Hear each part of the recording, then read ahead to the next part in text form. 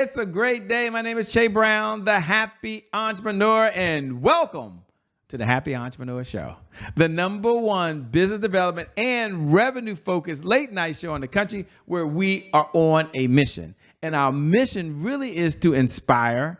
Our mission is to empower, and our mission is to provide you, the entrepreneur, with all of the resources that are necessary to execute that big vision you have for the people you were called to serve. And on this episode, we have the one and only Tara Payne. Yes, she's in the building, and she'll be talking about how to have that Rockstar assistant to really help you in your business. I guess you have one in your life as well, by the way. That's kind of cool. What's going on, Tara? How are you?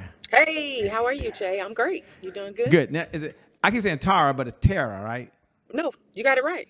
I got it right, Tara. Okay, good. Thank you so much. Now, there are a number of entrepreneurs that they all lean forward. They said Rockstar assistant. Yeah. Before we get into that, I'm curious, why do entrepreneurs, companies, organizations, why do they struggle these days to find and have a virtual or assistant that fits in with their company or culture? What's the biggest challenge? I mean, it sounds like it should be easy. They should be able to just throw a rock through all these agencies and find one, but yet it's tough. Why? I think there's a couple of different reasons. So as far as entrepreneurs go, I think a lot of times the top reason that they don't find the assistant that they need is because they don't really have a plan. They don't really know what they're looking for. They don't have specifics. They don't know, okay, these are the things that I do, and these are the things I need them to do. They're just like, I know I need an assistant. I'm overwhelmed. Let me try to find somebody. Well, I don't know about you, but if you take a trip, you're not just going to get in the car and say, oh, some people might. They might just get in the car and say, I'm just going to drive and see where I end up. We are in business to make money and to help people. So we're not just going to say, oh, well, I need an assistant. I don't know what I'm looking for, but I'm just going to look and see if everything turns out okay. So number one, there's no plan, or they don't have any direction whenever they're looking for an assistant. I think for businesses, a lot of times, for corporations, one of the problems is that I found, which is one of the reasons why I started Mavens Meet, is because I feel like people are trying to find words on a page.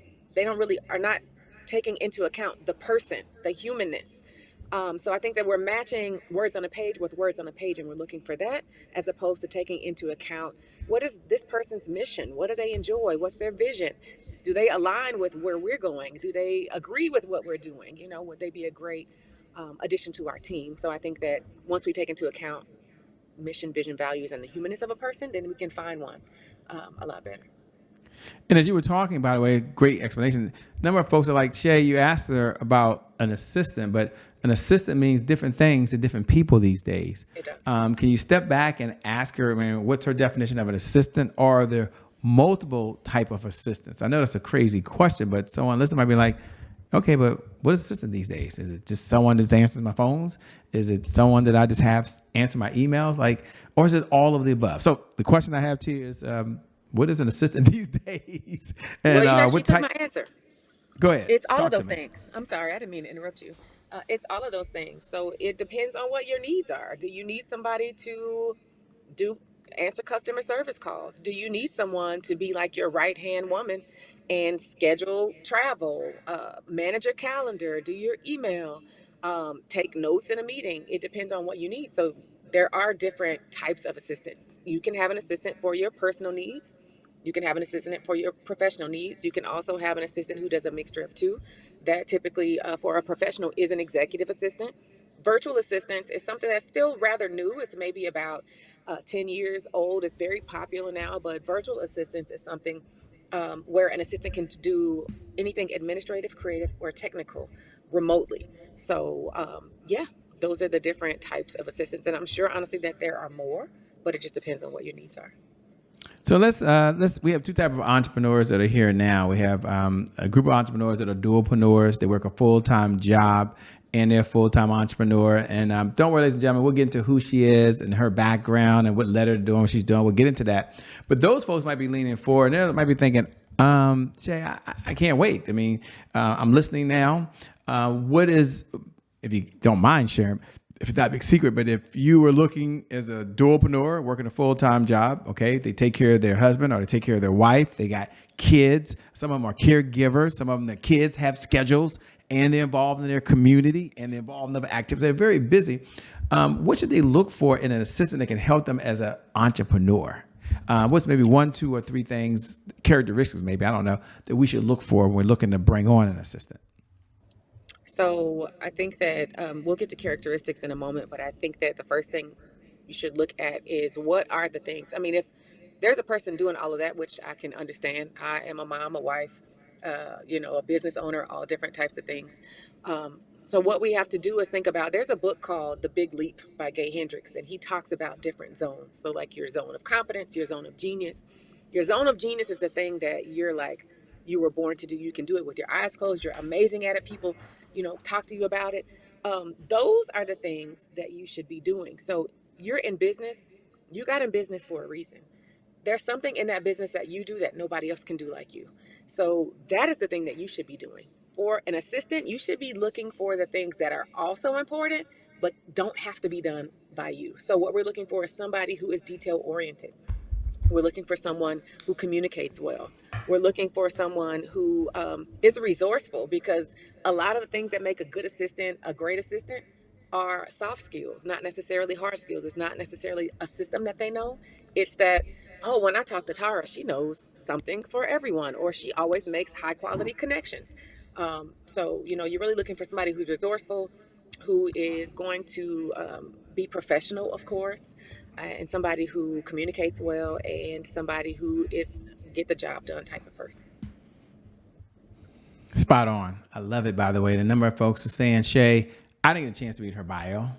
I'm cooking right now. They're at the gym, maybe listening to us. Thank you so much for those folks that are listening to the podcast right now, or some of you are watching this live, or wherever you're watching it, where it's streaming. You might be wondering, who is this person, Shay? Can you slow down for a moment, give her an opportunity to share her backstory, and then what was that defining moment that led her to do what she's doing now with Mavens Meet? What's that all about? So, the question. Take a moment. Tell us, who are you? What's the backstory that led you to doing what you're doing now? We want to know. We want to know. So you already mentioned it. My name is Tara Payne, and I was born here in the home of Black Wall Street in Tulsa, Oklahoma. I let's see, I was raised actually just a little bit north of here in Bartlesville, but so I have worked in in an administrative capacity for maybe at least 15 years. I know I look 15, but 15 to 20 years.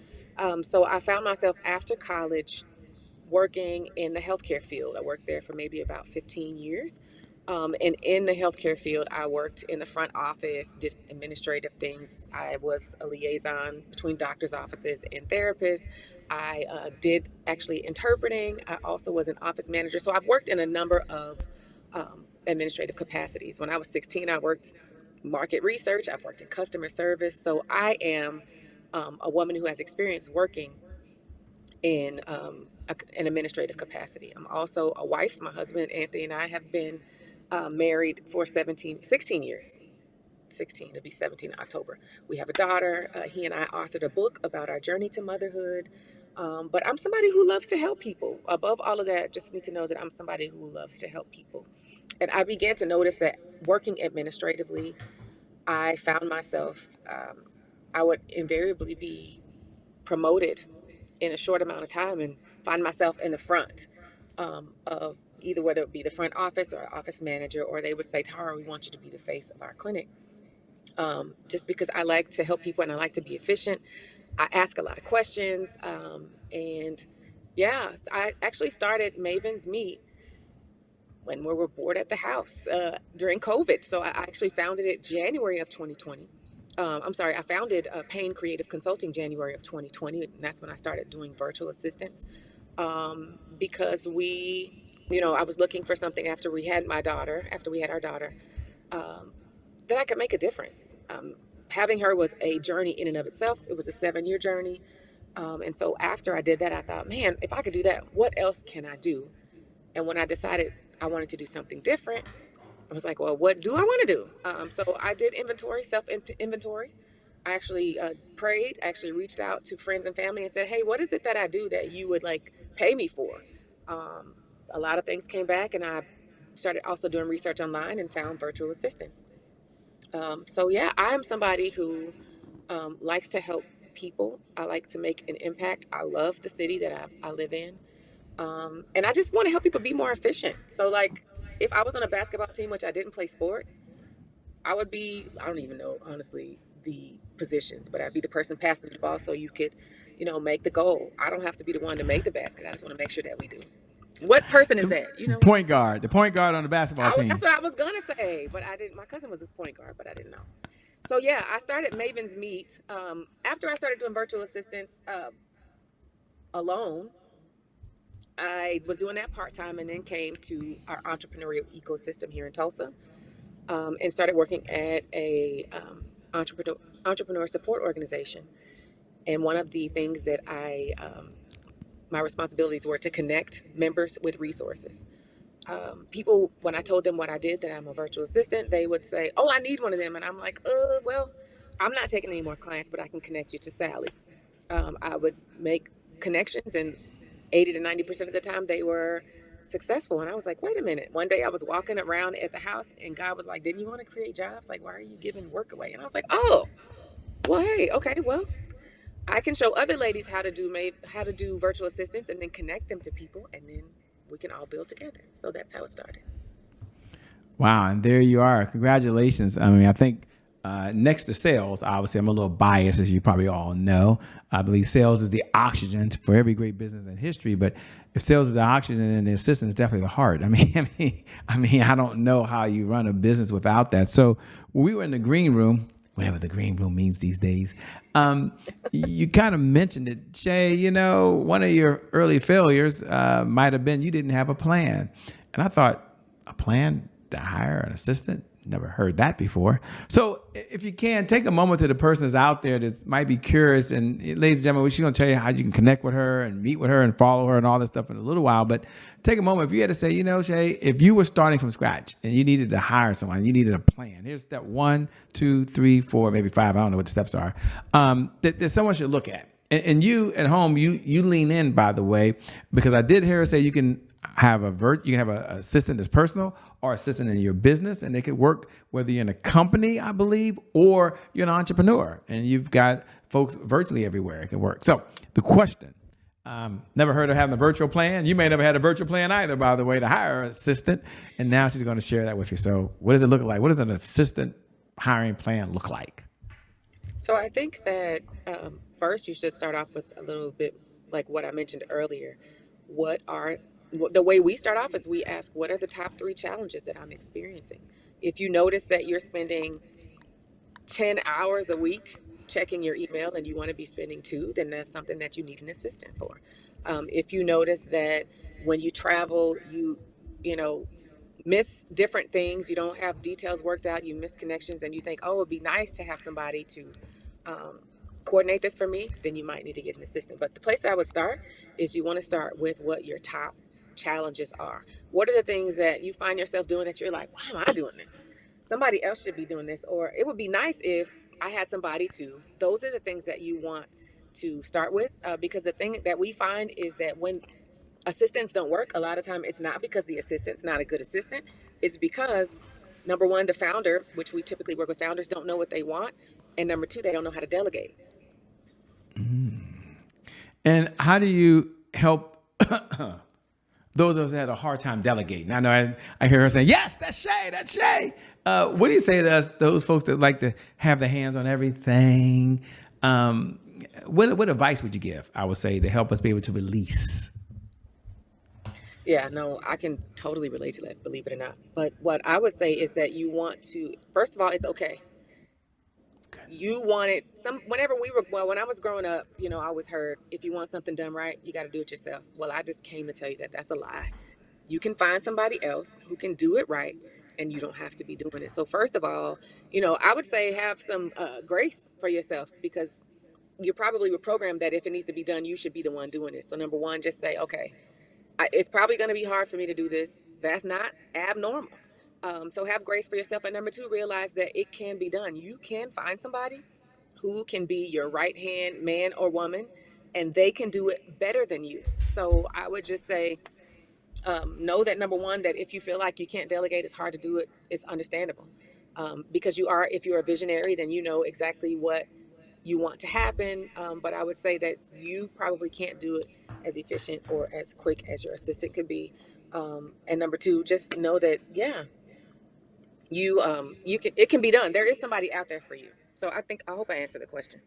Yeah, you did. You did. What do you enjoy most about what you're doing? You seem to get excited talking about finding folks and placing folks and helping folks.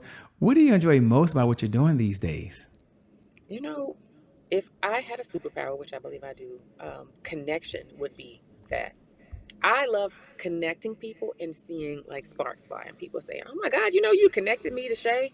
That was the best connection ever." It's exactly what I didn't even know that I needed. That is what gives me joy. And I really do it naturally. So, like talking to people, there's something in my brain that is like, oh, they need to talk to this person. They should meet them. Oh, you should connect them to them. That is what I get excited about. That and virtual assistants, doing virtual assistants actually changed my life. Before that, I was like, they say don't put all your eggs in one basket. I think all of my eggs, and a lot of our eggs were, before COVID came, in one basket. And when COVID came, it shut down the basket. And we were like, well, what do we do now? Yeah, being a virtual assistant actually showed me that, hey, I have another thing I can pull from so that if plan A doesn't, it goes left, then we can kick into plan B. And so then I thought, there's no way that I could just keep this to myself. There are other women, other moms, other entrepreneurs who need to know that I can do this work and create another stream of income for myself, as well as flexibility. And I can get the life that I desire and deserve by using skills I already have. That's perfect. And it leads us right to a segment that we have here. Thanks for sharing and being so transparent, by the way. And one of the segments we have here is a segment called Today is My January 1st. Now, for those folks who tune in every night at 11 p.m. Eastern Standard Time, I know you wait for this one moment to be able to say those magical words. Today is my January 1st. Doesn't that feel good? And for all the new folks, welcome to the Happy Entrepreneur Show. We're so glad to have you aboard. Today is my January 1st is our personal mantra. It represents a fresh start. It represents a do-over. It means our past, no matter how dark and gloomy that past is or how bright and sunny that past is, the past no longer really equals the future. And so my question for Tara on the other side is two parts. Number one, when you hear those words, today is my January 1st, what do you hear? What do you hear? And number two, what was a moment in your life where there was a setback and how did you bounce back from it? Yeah, I actually love that saying because when I think of January 1st, we think about all the anticipation that goes to December 31st. And on January 1st, it's like we get a clean slate. What's crazy is we can really do that every day. So you just saying that reminded me like today is January 1st, right? When I think about it, I think of, I have a favorite word, and my favorite word is hope. My daughter's name actually means hope because a person full of hope is a beautifully dangerous person. With hope, like you could do anything. And then you attach it to your faith and you're really dangerous. But when I think of it, the first thing I think of is hope. And the second thing I think of is possibility. So those two things is what it brings to mind for me. I love it, by the way. And, one of the questions I get to ask from time to time that's one of my favorite to ask is, what's one of the best pieces of advice you've ever been given? And I preface for the audience always that you've had a lot of mentors along this journey of life. I'm sure you read so many books, countless videos you watch. But if you had to step back and say, man, this is one of the best pieces of advice I've ever been given, what would it be and why? So one of the best pieces of advice that I was given was when I was pregnant with my daughter. I had a friend named Julie who told me, hey, Tara, you're going to get a lot of advice from moms. Listen to all of it, but consider none of it. Like, listen to it all and take it in and be grateful for it, but don't try to do it because you will know what's best for your baby because, God created you to know. And so that's something that it hit me. And I mean, I think it's universal. I think you can take it into anything. You definitely want to listen and consider because there are some things, as John Maxwell says, that we can learn from watching other people's journey. We don't want to have to go through it. But ultimately, some things you just know. God just put a knowing in you. So I would say, don't forget to listen to yourself because you matter and you were programmed and encoded with everything that you need in order to carry out your life's purpose. And so there's sometimes going to be nobody you can ask. You just have to search deep within and know that you've got the answer. I like that. Well said. What do you do for fun when you're not out saving the world, finding assistants, matching people up, meeting, making them come together? What do you do for fun these days? I try to stay, you know, try to stay up with my daughter. My daughter's 8, and there's always an adventure with an 8-year-old. I just played Roblox yesterday for the first time, but either we're riding a bike or we're traveling or we're singing and dancing. We're doing all kind of things. I'm asking her, okay, so we're probably playing Barbies. I'm asking her, all right, well, what kind of businesses do your Barbies have? Like, what are they doing? So we're doing all different kind of stuff. She and my husband and I love to travel, so just enjoying life. I mean, this Well, life I prayed you for, can't so just you try to can't make leave sure us hanging and that I tell us you enjoy it. like to travel and not tell us where you like to travel or one of your favorite places you like to travel because we're all nosy. They're like, Shay, where does she like to travel? We want to know. So I think my favorite place to date is Colombia. We went to Barranquilla and Cartagena and Palenque last year. It just changed my whole life. I always felt like when I was younger, I wanted to live in a Spanish speaking country. And if I lived in a Spanish speaking country, then I'm convinced, and so is my daughter, that it would be Colombia. I love it there, especially in those places. Another thing, the second place, if I had to pick a second, this was really top two, um, would be Niagara Falls. My husband took me there whenever we went to Canada for my brother's wedding, and it's Yeah, gorgeous. beautiful. It just is really, we say the word awesome all the time, but I was literally in awe. And I was just like, wow, this is amazing. How in the world, God, how did you create this? So that's another place that I love. Wow, that's kind of incredible. Well, as we come down the home stretch, two-part question. Number one, how can folks best connect with you? And number two, what type of clients are you looking to work with these days? Or I should say in reverse order, what type of clients are you looking to work with these days? And number two, how can folks best connect with you so they can stay in this conversation over and beyond the time that you and I have right now? So we are looking to connect with really something that I found, and honestly just found it because a colleague that I have said, hey, when I left my job, said, hey, do you have assistants? I've got founders that need help. So one of the things that we're looking to do is work with accelerator programs because that's something that I feel people don't do. In accelerator programs, you've got milestones you need to meet, and oftentimes, if you're a solo founder, then you're trying to meet them alone. But I feel like that would be a good opportunity for a solo founder and for an accelerator to get that help that is so critical and is often left out. And we're also we have a tendency to work with solo founders. We don't have anything against founder teams. But yeah, solo founders within the first 3 years that are growing and scaling their companies. And you ask, how can people find me? Mm-hmm. People can find me on LinkedIn. I'm on LinkedIn under Tara Payne. I'm also on Instagram at Mavens Meet. We're there. Also, my personal page on Instagram is at Tara underscore from underscore Tulsa. So those are a few different ways people can find me. Well, let me say, first of all, thank you so much for being on the Happy Entrepreneur Show. Shout out to Tanella, who connected us, by the way. So thanks so much. Can't wait to have you back again. Neil. Thank you. And Thank you thank for you. having me. It was a pleasure. I appreciate you.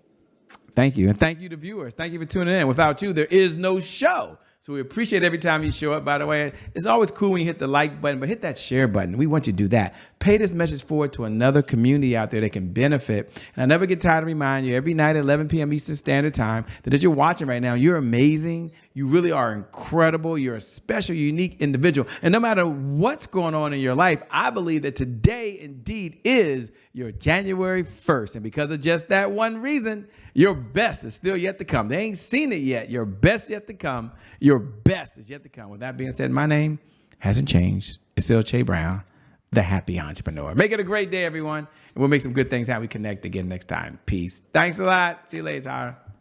We out here, everybody.